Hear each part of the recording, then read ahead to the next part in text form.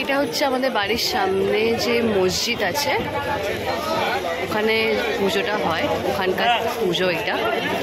কালকেই ওপেনিং হয়েছে, কাল মানে ফ্রাইডে 19 এপ্রিল। এরা বেশি দিন রাখে না, 1 সপ্তাহ মতন রাখে না, এরা 4 দিন মতন রাখবে, তারপর ভাসান হয়ে যাবে। Hello friends, welcome back to our channel Irin Jaya vlogs. তো ব্লগের স্টার্টিংটাই আপনারা দেখলেন যে আমরা মাকে দিয়ে শুরু করলাম। আমাদের বাড়ির সামনে মানে কাছেই মসজিদ বলে একটা জায়গা আছে। আগে ওখানে মসজিদ ছিল কিন্তু এখন নেই। গৌরিয়া মঠও সামনে পড়ছে, তো ওখানে এখন শীতলা পুজো চলছে। তো ভাবলাম যে আপনাদেরকে একটু দেখাই, মায়ের দর্শন আপনাদেরকেও একটু করিয়ে দিই। এখানে বেশি দিন এই পুজোটা থাকে না, 4-5 দিন মতো হয়তো থাকবে। তো বুধবারে হয়তো ভাসান হয়ে যাবে। এখানে বেশি দিন রাখে না, কারণ রোডের ওপর তো পুলিশের পারমিশনটা বেশি দিন পাওয়া যায় না। আর আমাদের মা বাড়ি পাওয়া থেকে গলির মধ্যে, তো অতটা প্রবলেম হয় না। তাই জন্য প্রথম থেকেই মা বাড়ি পাওয়াতে 1 সপ্তাহ ধরেই পুজো চলে আসছে, আর এখন অবধি চলছেও। আর আজকে ভাসান মানে সানডে, আপনারা কালকেই ব্লগটা দেখবেন। তো আজকে হচ্ছে আমাদের মা বাড়ি পাওয়াতে ভাসান। ঠিক আছে, আশা করছি পরের বছর হয়তো আমরা যাব। মা মাথা নাড়লে কি করে বুঝবে? তোমাকে আমি দেখাচ্ছি, তোমাকে তো একটু জোরে বলতে হবে। মা মাথা নাড়লে কি করে লোক দেখবে? আমি তোমাকে তো দেখাচ্ছি না। সত্যি আমার মা না এক সময় কি বলবো, গরমে আমার মায়ের মাথা গেছে, আমারও যেমনি মাথা গেছে গরমে। এখন হয়তো এখন বক করছি এত এতে। এক সময় না মানে কেউ লোক কথা বললে মনে হয় যে ভাই চুপ করো, ভালো লাগছে না কথা বলতে। তো হ্যাঁ, বেশি কথা না বাড়িয়ে, আপনাদেরও একটু মাথা হয়তো খারাপ হয়ে যাবে আমার এইসব বক শুনে। আজকের ব্লগে আমরা আপনাদেরকে দেখাবো সিম্পল ঘরোয়া স্টাইলের আলু পোস্ত কি করে বানাবো। আলু পোস্ত সবাই জানে বানাতে, দিস ইজ নাথিং নিউ।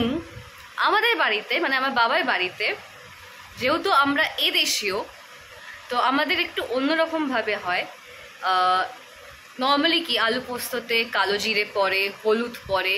আমাদের আলু পোস্ততে কালো জিরে পড়ে না, হলুদও পড়ে না, হয় পুরো একদম সাদা আলু পোস্ত। আর কড়াই ডাল বা বিউলির ডাল যেটাকে আমরা বলি, বিউলির ডালটা তো হয়ে গেছে মার বানানো।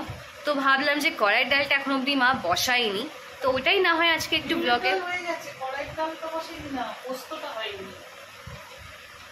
ও সরি,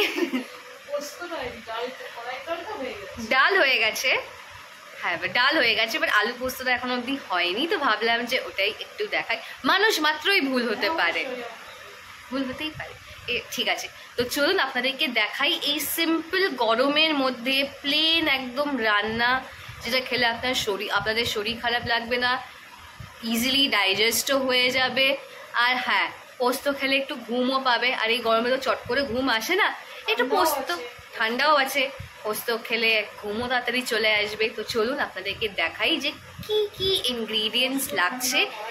এই 4-5টা ইনগ্রিডিয়েন্টস আপনার বাড়িতে যদি থাকে, আলু তো অবভিয়াসলি থাকে, পোস্তও থাকে মোস্ট অফ দ্য বেঙ্গলি ফ্যামিলিজে, বা যা নন বেঙ্গলি যদি কেউ দেখে থাকেন, তাহলে আপনারাও বানিয়ে, এটা ভেজ, একদম পিওর ভেজ খাবার। এটাতে কোনো রসুন পেঁয়াজ কিচ্ছু পড়বে না। হ্যাঁ, আর এটা খেলে গাও ঠান্ডা থাকবে। তো চলুন দেখাই আপনাদেরকে। তো ফার্স্টেই আলু পোস্ত বানানোর জন্য লাগবে আলু যেমনি আমরা ডুমো করে কাটা হয় নর্মাল আলু পোস্ততে, এখানে লম্বা লম্বা স্লাইসে কাটা আছে আলু পোস্ত। দেন লাগছে পোস্ত বাটা, দেন লাগছে 5 ফোড়ন, তারপর লাগছে লঙ্কা। এই 4টে জিনিস, আর নুন লাগবে, আর সর্ষের তেল লাগবে। এই 5-6টা ইনগ্রিডিয়েন্টস দিয়ে সুন্দর একটা হেলদি সিম্পল সামারে খাওয়ার মতন একটা প্রিপারেশন আপনারা বাড়িতে চটজলদি বানিয়ে নিতে পারবেন। আর আমার মা একটা জিনিস আপনাদেরকে বলে দিতে বললো যে আমার মামার বাড়িও হচ্ছে এদেশীয়। আমার দিদা বাঙাল ছিলেন, তো আমার দিদা যেহেতু বাঙাল ছিলেন তো উনি ওরকম হলুদ কালো জিরে দিয়ে আলু পোস্ত বানাতেন। দিদাও বেশ খুব সুন্দর রান্না করতো, আর আমার ঠাকুমাও খুব ভালো রান্না করেন। দহি চিকেন, আলুর দম, এগুলো এখন মিস করি। আর দিদার হাতের মাংস এখন খুব মিস করি। আমার দিদা অন্যরকমভাবে বেশ মাংস করতো ফার্স্টে। একটু আপনাদেরকে শর্টে বলে দিচ্ছি, সবাই চিকেন রান্না করতে পারে। আমার দিদার রান্না করার স্টাইলটা, চিকেন রান্না করার স্টাইলটা একটু ইউনিক ছিল, কিন্তু অনেকেরা পছন্দ করতো না আমাদের বাড়িতে, যে কেন এরকমভাবে ভেজে ভেজে করছো। কিন্তু খুবই সুন্দর রান্না করতো। আমার বাবা যে চিকেন খেতে পছন্দ করে না, এখন হয়তো একটু আধটু খায়, বাট আমার বাবা আমার দিদার হাতের ওই চিকেন খেতেও পছন্দ করতো বলো। আর আলুর তরকারিও কি সুন্দর বানাতো, এখন খুব মিস করি এগুলো। আমার দিদা না, আমাদের কি বাড়িতে একটু সাদা ফুলকো ফুলকো লুচে দিদা একটু লাল লাল করে ভাজতো, একটু মোটা করে বেলতো। তো চিকেনটা একটু ইউনিক কেন, ফার্স্টে চিকেনের মধ্যে নুন হলুদ লঙ্কা গুঁড়ো দিয়ে মাখিয়ে চিকেনটাকে ভেজে নিত, ভেজে তারপর মশলা দিয়ে কষাতো। ওই যে রান্না, এত সুন্দর রান্না করতো না, ওরকম রান্নার টেস্ট আমি এখন অবধি পাইনি। আমার মাও এখন অবধি ওরকম রান্না দিদার মতন করে উঠতে পারেনি। মানে ভালো করে, এই না যে ভালো করে না, কিন্তু দিদার মতন রান্না করতে পারবে না, আমার ঠাকুমার মতনও রান্না করতে পারবে না।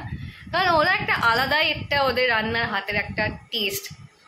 যেরকম সুন্দর ঠাকুমা আলুর দম বানায়, মানে নিরামিষ আলুর দম, কালো জিরে লঙ্কা। হ্যাঁ, আমার ঠাকুমার রান্নাতে একটু তেলটা বেশি পাবেন, কিন্তু খেতে খুবই টেস্টি হয়। তারপর দই চিকেন কাসুরি মেথি দিয়ে আমি যখন যেতাম তখন মানে বানাতো, বেশ ভালো লাগতো খেতে। তো আর বেশি কথা না বলে চলুন আপনাদেরকে আমি এই সিম্পল রেসিপিটা কি করে বানাবো সেটা দেখাই। ফার্স্টে কড়াই সর্ষের তেল আন্দাজ মতো দিয়ে দেবেন। কড়াটা দেখে কিছু মনে করবেন না, এটা অনেক পুরনো কড়া, আর আমাদের এটা পরিষ্কার করা, রোজ ভাজা হয়, কিন্তু এরকম। আর বড় কড়া বার করেনি মা, কারণ এইটুকু সামান্য রান্নার জন্য বড় কড়া বার করা দরকার পড়ে না। দেখতে পাচ্ছেন তেল গরম হয়ে গেছে, এর মধ্যে 5 ফোড়ন দেওয়া হলো। 5 ফোড়ন দেওয়ার পরেই আলুগুলো মা দিয়ে দিচ্ছে, যেগুলো স্লাইস করে কাটা আলু। এবার এটাকে ভালো করে মিক্স করে নেবেন, ফ্লেমটাকে একটু বাড়িয়ে দেবেন।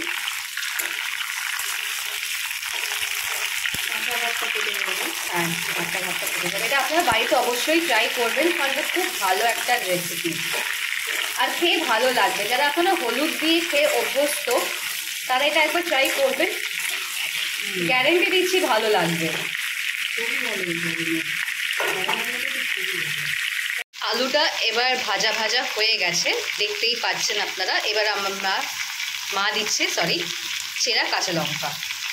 এটা আপনাদের উপর ডিপেন্ড করছে আপনারা কতটা ঝাল খাবেন। এবার যে পোস্ত যেটা বেটে রেখেছে, এটা কি নুন দিয়েছে নাকি শুধু পোস্ত বাটা? এটা শুধু পোস্ত বাটা, জল দিয়ে। দেখেই এখন কি টেম্পটিং লাগছে, কাঁচা কাঁচা খেয়ে নিই চলো। হ্যাঁ, আমার বাবার জন্য আলাদা করে কাঁচা পোস্ত তুলে রাখা হয়েছে, কারণ আমার বাবা আলু পোস্ত খাওয়ার থেকে বেশি প্রেফার করে কাঁচা পোস্ত খাওয়া। মিক্স করো, আমার হাতে তো আমি পারবো না।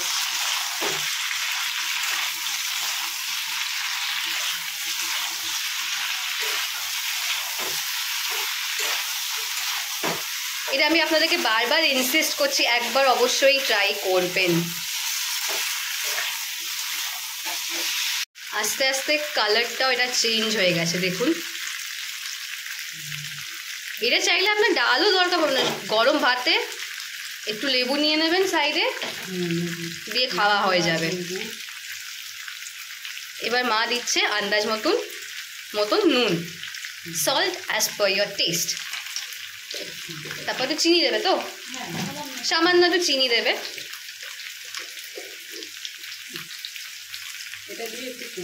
এটা দিয়ে এবার এটা কষা হবে, কষানোর পর তারপর জল দেবে। আমার মা যেটা সাইড থেকে বলছে আমি সেটাই রিপিট করছি।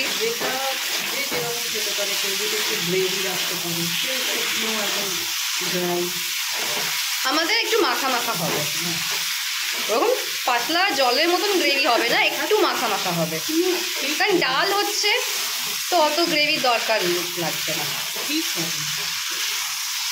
দেখছেন ভালো করে এটাকে ভাজা ভাজা হয়ে গেছে, এটাকে কষানো হয়ে গেছে, কষানো বলে তো। এবার পোস্ত বাটি ধোয়া জলটা আগে মা দিচ্ছে, এটাই বা কেন ওয়েস্ট করবে। তারপর মা দেবে জল। হ্যাঁ, আর একটু জল না দিলে আলুগুলো সেদ্ধ হবে না। যতটা আলু থাকবে আপনারা আন্দাজ মতো একটু জল দিয়ে ওটাকে একটু যাতে সেদ্ধ হওয়ার জন্য। আর যতটা আপনারা গ্রেভি চাইছেন, আমি বলবো বেশি গ্রেভি রাখবেন না, মাখা মাখা করবেন, তাহলেই ভালো লাগবে খেতে। তো এটা এখন ততক্ষণ ফুটুক, সেদ্ধ হোক। যখন এটাকে প্লেটিং করবে তখন আপনাদেরকে দেখাবো ফাইনাল লুকটা, ঠিক আছে? আমার মুখের অবস্থা দেখে আপনারা বুঝতেই পাচ্ছেন যে একটুখানি টাইম আমি রান্নাঘরে গিয়ে আমার কি অবস্থা হয়েছে। আর আমি চুল খোলা এখন একদম রাখতে পারি না, একটু এই রিলস বানাবো বলে চুলটা আমি এখন খোলা রেখেছি, এই আর কি। পরে আপনার সাথে আবার দেখা করছি আমি, ওকে? এই রোজ দেখবো আমার মা বলে আসে, আবার উড়ে চলে গেল ক্যামেরা দেখে, কে জানে আমাদের 14 পুরুষের মধ্যে কি কেউ হয়, কে জানে। আলু পোস্ত, সাদা আলু পোস্ত আমাদের রেডি হয়ে গেছে দেখুন। হলুদ ছাড়াও আলু পোস্ত করা যায়, আর সেটা আমাদের বাড়িতে হয়, অনেকের বাড়িতেই হয়, কিন্তু ম্যাক্সিমাম লোকের বাড়িতেই হলুদ দিয়ে কালো জিরে দিয়ে হয়, আর এটা খেতে খুবই ভালো হয়। আর আমার মা 1 বাটি ডাল করেছে, 1 গামলা ডাল করেছে। এটাও খুব সিম্পল, 5 ফোড়ন, আদা, দেন গোটা কাঁচা লঙ্কা দিয়ে বেশ হয়, মানে খুব সুস্বাদু, আর ইংলিশেও বলছি খুব টেস্টি খেতে হয় গরমে। এই হ্যাঁ, এটা মেন ঠিক হয় না, খুব পাতলা হয়, এটা ডালের জলটাই হচ্ছে মেন। দেখুন, খাবেন, সাথে গন্ধরাজ লেবু বা এমনি পাতি লেবু থাকলেও খাবেন ভাত দিয়ে, সত্যি গা ঠান্ডা হয়, একটু কিছুক্ষণের জন্য আপনি রিলিফ পাবেন, আর পেটের জন্য এটা খুব ভালো। অবশ্যই এই রান্না দুটো ট্রাই করবেন, আর যদি ট্রাই করেন তো অবশ্যই আমাকে জানাবেন। আর এই যে এই ছোট এতে একটু বাবার জন্য পোস্ত রেখেছে মা। আজকের মতো ব্লগটা তাহলে এখানেই এন্ড করছি। যদি ভালো লেগে থাকে তো প্লিজ একটা লাইক, শেয়ার, কমেন্ট অবশ্যই করবেন, আর don't forget to subscribe our channel Irin Jaya blogs. Till then, by.